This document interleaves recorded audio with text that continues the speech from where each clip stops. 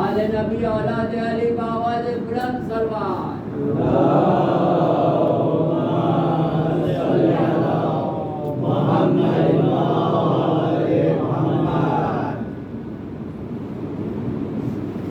ایک مرتبہ سورہ الحمد اور 3 مرتبہ سورہ اخلاص کی تلاوت کروا کر امیر علی بچو علی سامانی کو احساس فرمایا۔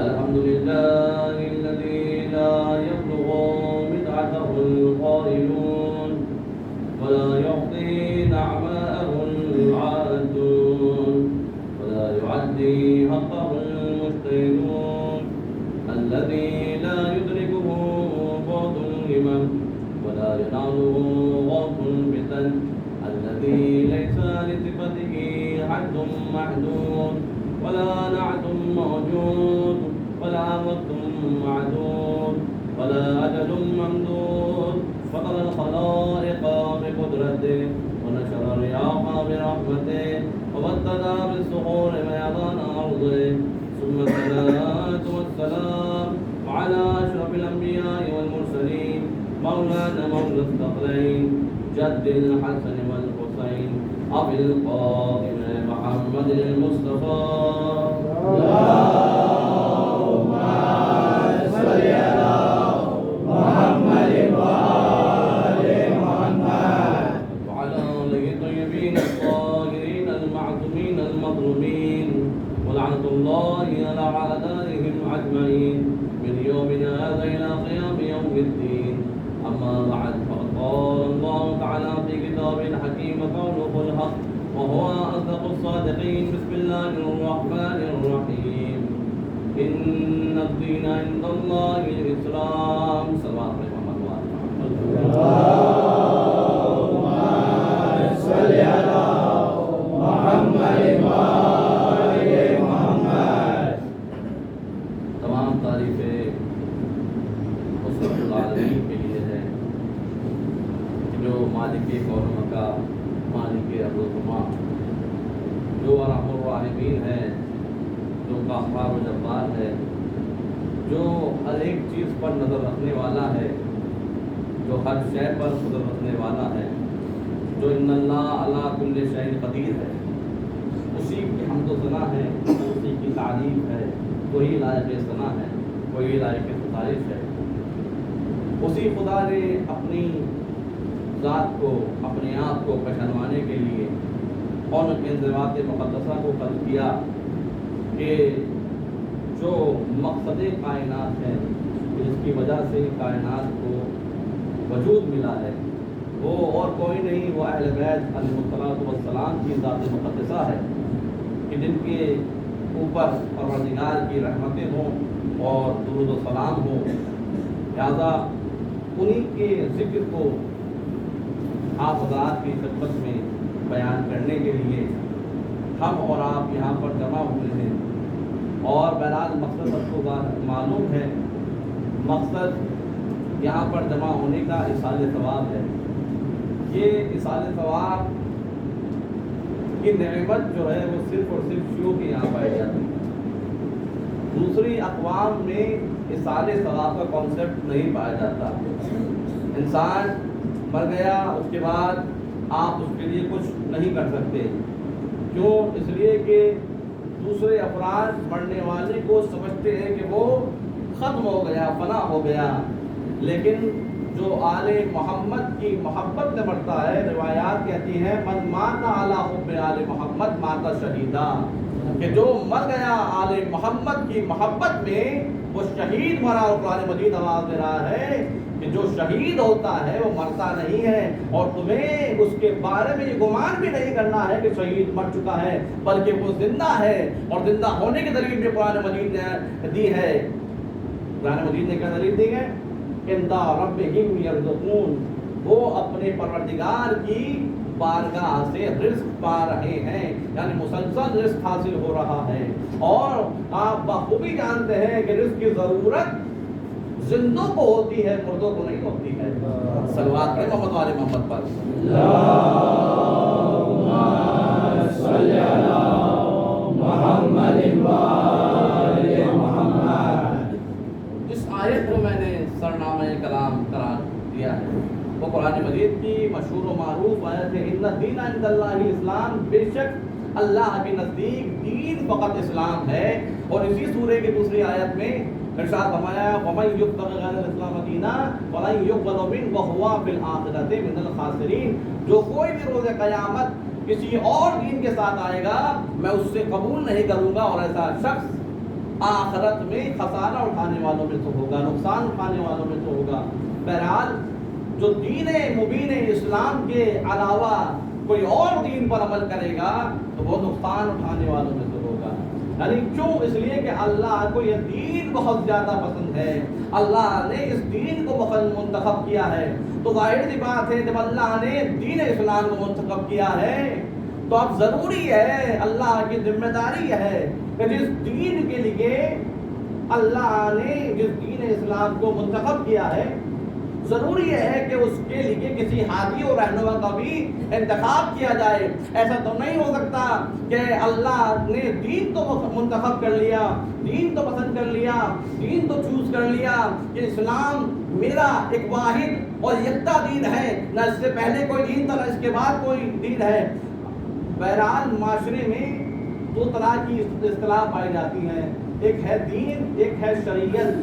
ہم شریعت کو بھی اسی معنی میں سمجھتے ہیں جو دین ہے، اور دین کو بھی اسی معنی میں لیتے ہیں جو شریعت کے ہیں، جبکہ دونوں کے الگ الگ معنی ہیں. دین اور شریعت، دین ہے کل اور شریعت کہتے ہیں جز کو. شریعتیں بدلتی ہیں انبیاء کے آنے اور جانے سے، لیکن دین ہرگز نہیں بدلتا. لہذا قرآن مجید میں ارشاد ہوا لن تجد لسنت اللہ تبدیلا اور تحویلا، یعنی نہ اللہ کی سنت بدلتی ہے نہ اس میں کوئی تبدیلی آتی ہے. اس کا مطلب یہ کہ دین اللہ کا جو آدم سے چلا خاتم تک اور تا قیامت یہی دین رہنے والا ہے، بس شریعتیں بدلتی جاتی ہے. لہذا شریعتیں بدلی ہر نبی کے زمانے میں، لیکن دین وہی دین ہے جو آدم سے چلا، اس کا نام اسلام ہے. بہرحال جب دین اسلام کو اللہ نے منتخب کیا ہے تو ہادی کا منتخب کرنا بھی اللہ ہی کی ذمہ داری ہے. مثلا اگر ہم کوئی مثال صاحب کے سامنے اپنی بات کو پیش کروں، اگر ہم کوئی مدرسہ بنائیں، کوئی اسکول بنائیں تو اس اسکول کی ساری ذمہ داری ہمارے اوپر ہے. اب اساتذہ کا انتخاب کرنا، ٹیچر کا انتخاب کرنا یہ ہمارے اوپر ہے. ایسا تو نہیں ہو سکتا کہ اسکول تو ہمارا ہو اور اساتذہ اور ٹیچر کا انتخاب جو ہے کوئی اور شخص کرے اور ہم کسی اہل غیر کو ذمہ داری دے دیں کہ بھائی تم ٹیچر کا انتخاب کر لو. تو اس کا مطلب یہ ہے یا تو ہم اسکول کے لیے ٹیچر کا انتخاب خود کریں گے یا پھر کسی ایسے کو بھیجیں گے جو ہم جیسا ہوگا، جو تعلیمی اعتبار سے، لیاقت کے اعتبار سے، علم کے اعتبار سے ہم جیسا ہوگا. تو اگر ہم جیسا ہوگا تو ہم اسے ذمہ داری دے دیں گے. اس لیے کہ اگر ہم خود منتخب نہیں کریں گے اور کسی ایسے شخص نے ذمہ داری خود بخود حاصل کر لی کہ نہیں ہم انتخاب کریں گے، تو پھر نہیں معلوم کہ وہ کیسا شخص بچوں کی تعلیم کے لیے انتخاب کر لے اور نتیجتاً یہ ہو کہ جس طرح سے وہ خود جاہل ہے تمام کے تمام بچے بھی جاہل رہ جائیں. صلوات پڑھیں محمد والے محمد پر.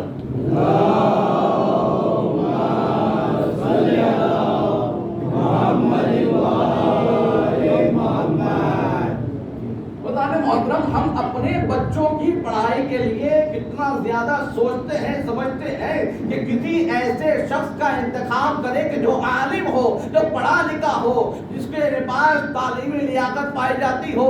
کسی ایسے ویسے شخص کے پاس ہم اپنے بچوں کو نہیں بھیجتے ہیں تو پھر یہ کیسے ممکن ہے؟ جب ہم اپنے بچوں کی تعلیم کے لیے اتنا سمجھتے ہیں اتنا سوچتے ہیں تو پھر یہ کیسے ممکن ہے کہ اللہ نے اپنے رسول کو جاہل بنا کر بھیجا ہو؟ ماشاء اللہ یہ کیسے ممکن ہے؟ ہرگز ایسا نہیں ہو سکتا کہ رسول ماشاء اللہ جاہل تھے. یہ الگ بات ہے کہ رسول کے پاس علم قرآن پہلے سے ہی موجود تھا, پہلے سے ہی موجود تھا, اور اس کی تلاوت پھر پروردگار عالم کے وحی کے مطابق جیسے جیسے واقعات پیش آتے گئے آپ نے ان کی تلاوت کرنا شروع کی ہے. بہرحال کہنے کا مطلب یہ ہے کہ ہادی اور رہنما انتخاب کرنے کی ذمہ داری اللہ کی ہے. لہذا ارشاد ہوا انا علینا للہدی وَإِنَّا لَنَا لَلْآخِرَةَ وَالْأُولَىٰ کہ ہدایت کی ذمہ داری ہماری ہے اور دنیا و آخرت کی ذمہ داری بھی ہمارے ہی اوپر ہے. تو جب اللہ کی ذمہ داری ہدایت کرنے کی ہے تو ہادی بھیجنے کی ذمہ داری بھی اللہ ہی کی ہے. تو پھر ایسے شخص کا انتخاب ہونا چاہیے کہ جو یا تو رسول جیسا ہو یا رسول خود انتخاب کرے یا خود رسول جیسا ہو. پوری کائنات میں جب تلاش کیا گیا کہ کون ہے کہ جو رسول جیسا ہو, بعد رسالت بعد رسول اللہ دو یہودی مدینے میں آئے اور وہ ڈھونڈتے ہوئے آئے کہ ہمیں یہ دیکھنا ہے کہ رسول جو توریت میں لکھا تھا وہ یہاں پر موجود ہے یا نہیں. تو بتایا گیا کہ رسول تو اس دنیا سے جا چکے ہیں. کہا یہ ہو ہی نہیں سکتا کہ رسول اس دنیا سے چلے جائیں. کہا کہ کیوں؟ کہا کہ جب تک رسول اس وقت تک اس دنیا سے نہیں جا سکتے کہ جب تک اپنے جیسا کوئی رہنما اپنی امت کے لیے منتخب نہ کرتے. کہا کہ اچھا ایسی بات ہے. کہا کہ ہاں چند افراد ہیں کہ جن کو رسول نے منتخب کیا ہے. کہا اچھا رسول نے منتخب کیا ہے. کہا وہ کون ہیں؟ کہا وہ رسول کے قرابت دار ہیں اور رسول کے چاہنے والے ہیں. اچھا کہا ٹھیک ہے مجھے ان کے پاس لے چلو. لے گئے. کہا کہ بتاؤ تم رسول کے جانشین ہو؟ کہا میں جانشین ہوں, میں ان کا خلیفہ ہوں. کہا کہ کیسے؟ کہا کہ آپ کو نظر نہیں آ رہا ہے؟ کہا نظر تو آ رہا ہے. وہ یہودی دیکھ کر سمجھ گیا. ایک نے دوسرے سے کہا کہ ہرگز ہرگز رسول کا جانشین نہیں ہو سکتا. کہا اچھا تم دعویٰ کرتے ہو تو ٹھیک ہے, میں ایک سوال کرتا ہوں, اس سوال کا جواب دے دو گے تو ہم. کہا کہ یہ بتاؤ کہ وہ کیا ہے کہ جو ایک ہے, وہ کیا ہے کہ جو دو ہے, وہ کیا ہے کہ جو دو تین ہے. آسمان کا تالا کیا ہے, آسمان کی کنجی کیا ہے, اس کی چابی کیا ہے. وہ کون سا درخت ہے کہ جس کا سایہ ہر جگہ موجود ہوگا, کہ اگر انسان 1000 سال بھی چلے تو اس کا سایہ کبھی ختم نہیں ہوگا. تو وہ کون سا درخت ہے؟ وہ کیا چیز ہے؟ وہ کیا چیز ہے کہ جس نے رحم مادر سے جو وجود میں نہیں آیا ہے لیکن اس دنیا میں پیدا ہوئے ہیں, اس دنیا میں آئے ہیں. تو یہ سوال سن کر تو اچھے انسان کا ذہن جو ہے پریشان ہو جائے گا.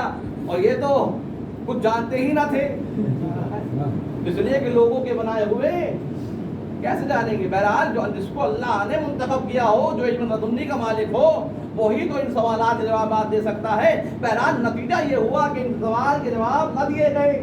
کہا کہ میں نہیں بتا پاؤں گا, دوسرے کے پاس جائیے. اب دوسرے کے پاس پہنچے, پھر سوال کیا, پھر جواب نہیں ملا. میرے پاس کتاب موجود ہے, قضایا ہے امیر المومنین, اس میں یہ واقعہ موجود ہے. پھر سوال کیا, سوال کا جواب نہیں ملا. کہا یہ بھی نہیں ہے, یہ بھی رسول کے جانشین نہیں ہے.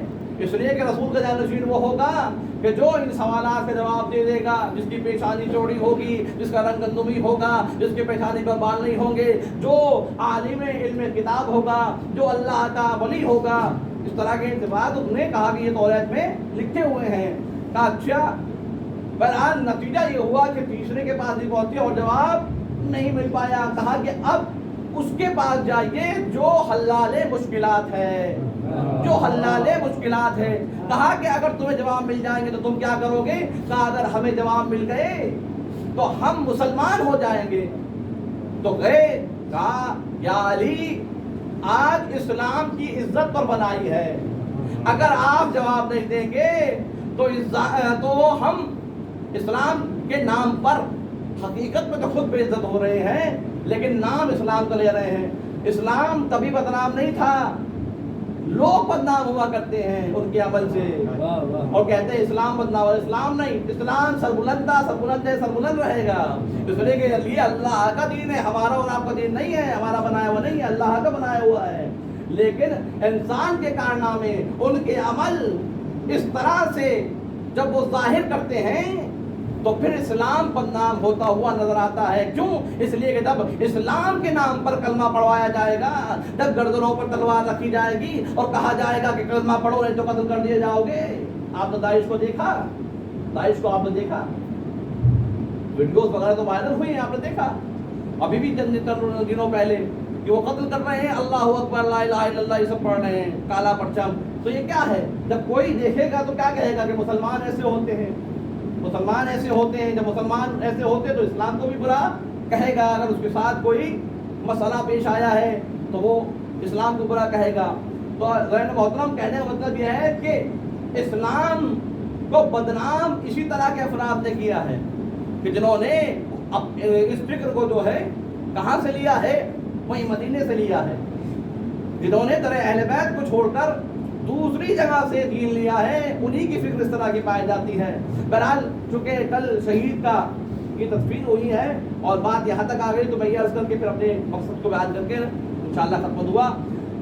بذات محترم سید حسن نصر اللہ نے فرمایا تھا جب داعش نے کہا تھا کہ ہم تمام شیعوں کو جو ہے قتل کر دیں گے، فنا کر دیں گے، ختم کر دیں گے، تو حسن نصر اللہ نے آواز دی کہ تم ہرگز شیعت کو ختم نہیں کر سکتے ہو، اس لیے کہ تمہارے پاس بس ایک ہی روز تھا کہ تم شیعت کو ختم کر سکو، وہ تھا روز عاشوراء. اور اگر روز عاشوراء میں تم شیعت کو ختم نہ کر سکے تو تم تا قیامت تک یہ کوشش کرتے رہو گے لیکن شیعت ختم ہونے والی نہیں ہے. اس لیے کہ شیعت ایسے ہی وجود میں نہیں آئی ہے بلکہ شیعت دعائے زہرا ہے. صلوات پڑھے محمد وآل محمد پر. صلی علی محمد وآل محمد. جسے زہرا دعا دیتے ہیں وہ قوم مٹ نہیں سکتی ہے چاہے دشمن کتنی ہی کوشش کریں. میں ذرا وقت دیکھ لوں کتنا ہو گیا کیونکہ وقت زیادہ ہو جاتا ہے تو پھر اچھا ہی لگتا ہے. بہرحال عرض یہ کر رہا تھا، بہرحال یہ ہوا کہ کہا کہ جواب جو دے گا تو میں مسلمان ہو جاؤں گا. کہا اچھا ٹھیک ہے.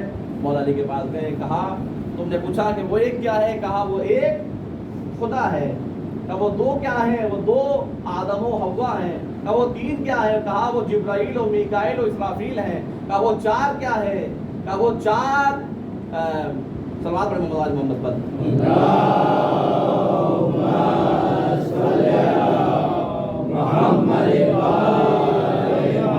وہ چار قرآن، توریت، انجیل، زبور ہیں. وہ پانچ کیا ہے؟ بہرحال میں نے چونکہ مغرب سے پہلے ہی پڑھا تھا یہ واقعہ لہٰذا پوری مجھے بحث اس کی آتی ہیں. تو اس طرح سے کہا وہ چھ کیا ہے؟ کہا وہ چھ وہ ہے کہ جو زمین و آسمان کے درمیان میں جتنی بھی چیزیں ہیں، آسمان اور زمین اور اس کے درمیان میں جو چیزیں ہیں وہ تمام کی تمام چیزیں اللہ نے قرآن مجید میں فرمایا ستۃ ایام کہ ہم نے 6 دنوں میں خلق کی. تو یہ 6 ہے. کہا کہ اچھا وہ آسمان کا تالا کیا ہے؟ کہا آسمان کا تالا شرک ہے۔ کہا وہ درخت کون سا ہے کہ اگر 1000 سال چلا جائے تو اس کا سایہ ختم نہیں ہونے والا؟ کہا کہ وہ درخت طوبہ ہے کہ جو جنت کے اندر موجود ہے، اور وہ اتنا بڑا درخت ہوگا کہ پورے جنت کے جنتیوں پر سایہ کرتا ہوا نظر آئے گا، چاہے جس جگہ بھی جنتی موجود ہو اس کا سایہ اس کے اوپر موجود رہے گا۔ کہا کہ یہ بتائیے کہ آسمانوں کے تالے کی چابی کیا ہے؟ کہا آسمان کے تالے کی چابی کا نام ہے لا الہ الا اللہ محمد رسول اللہ علی ولی اللہ۔ یہ میں کہہ رہا ہوں، علی ولی اللہ۔ سلوات پڑھیں مولا محمد پر۔ صلی علی محمد اس میں لکھا ہے لا الہ الا اللہ محمد رسول اللہ۔ یہ اضافہ میری طرف سے ہے، ذرا ذکر کر دینا بہتر ہے۔ بہرحال جب اس نے سنا کہ یہ جوابات تو بالکل توریت کے مطابق ہیں، تو کہا کہ حقیقی وارث یہی ہیں، حقیقی خلیفہ یہی ہیں، حقیقی جانشین یہی ہیں، اس لیے کہ یہ رسول جیسے ہیں، اس لیے کہ یہ رسول جیسے ہیں۔ صلوات پڑھیں محمد والے محمد پر۔ صلی علی محمد محمد۔ اس کا مطلب یہ ہوا کہ ولی بننے کی اہلیت وہ رکھتا ہے کہ جو رسول جیسا ہو، جو رسول جیسا ہو۔ جس طرح سے ہم نے جو مثال دی تھی کہ جو پڑھا لکھا انسان ہوگا وہ ٹیچر بن سکتا ہے، کوئی ایرا گیرا انسان ٹیچر نہیں بن سکتا۔ بہرحال یہ جو اللہ کے ولی ہے یہی وہ ہے کہ جس کے ذریعے سے اللہ کی معرفت حاصل ہو سکتی ہے، اللہ کی معرفت حاصل ہو سکتی ہے۔ ذرا محترم، دنیا میں تمام چیزوں کی تعریف ممکن ہے۔ یہ ارسطو نے اپنے طلاب کے سامنے، اپنے اسٹوڈنٹ کے سامنے کہتا ہے کہ دنیا میں تمام چیزوں کی تعریف ممکن ہے، لیکن عدد کی تعریف ممکن نہیں ہے۔ عدد، کاؤنٹنگ، نمبر کی تعریف ممکن نہیں ہے۔ ایک شاطر طالب علم نے کہا کہ استاد کیا آپ کو بھی نہیں معلوم ہے؟ میں تو آپ کو بہت بڑا عالم سمجھتا تھا۔ اب استاد نے کہا کہ اگر جواب نہیں دوں گا تو بچہ سوچے گا کہ میرے استاد ہی کو نہیں پتا، تو پھر ہمیں کیسے پڑھائیں گے؟ اس طرح بہت سارے شاگرد ایسے ہوتے ہیں۔ بہرحال کہا کہ اچھا تو آپ تعریف کریں۔ تھوڑی دیر سوچا، سوچنے کے بعد کہتے ہیں کہ چلیے ویسے تو تعریف نہیں ہے لیکن ایک تعریف کرتا ہوں میں، شاید تمہیں کچھ سمجھ میں آ جائے۔ کہا تو بتائیے کہ ایک کسے کہتے ہیں؟ کہا کہ 2 کے آدھے کو 1 کہتے ہیں، 2 کے آدھے کو 1 کہتے ہیں۔ کہا 2 کسے کہتے ہیں؟ کہا 1 کے پلس کو، 1 کی ڈبل کو 2 کہتے ہیں۔ تو بہرحال یہ عدد کی تعریف بیان کر دی۔ تو میں عرض کر رہا تھا کہ 1 کو پہچاننے کے لیے 2 کی ضرورت ہے، 2 کو پہچاننے کے لیے 1 کی ضرورت ہے۔ لہذا ہم دعائے فرج میں، دعائے استغاثہ میں کیا پڑھتے ہیں؟ دعائے استغاثہ میں ہم لوگ پڑھتے ہیں الہی عظم الولا یا محمدو یا علی، یا محمدو یا علی، یا علیو یا محمد، یعنی یہ دونوں کون ہے؟ فَإِنَّكُمَا کافیان، اے پروردگار تیری معرفت کے لیے یا تو محمد ہے یا علی ہے، اور اگر علی و محمد کی معرفت حاصل کرنی ہے تو خدا ذریعہ ہے، بغیر یعنی ایک کی معرفت حاصل کرنی ہے تو محمد و علی کے ذریعے سے، اور اگر محمد و علی کو پہچاننا تو خدا کے ذریعے سے، یعنی بازگشت آپ کی اہل بیت کی طرف ہی ہونی ہے۔ یعنی اگر خدا تک پہنچنا ہے تو اہل بیت تک آنا ہوگا، اور جب اہل بیت تک آ جائیں گے تو رسول تک بھی آ جائیں گے اور خدا تک بھی پہنچ جائیں گے۔ یہ ان لوگوں کے لیے ہے کہ جو اہل بیت کی طرف سے متوسک ہیں، ان لوگوں کے لیے نہیں ہے جو مسلمان نہیں ہے۔ جو مسلمان نہیں تو ان کا پہلا قدم خدا کو پہچاننا ہے، خدا کو قبول کرنا ہے، ماننا ہے، پھر رسول کو ماننا ہے۔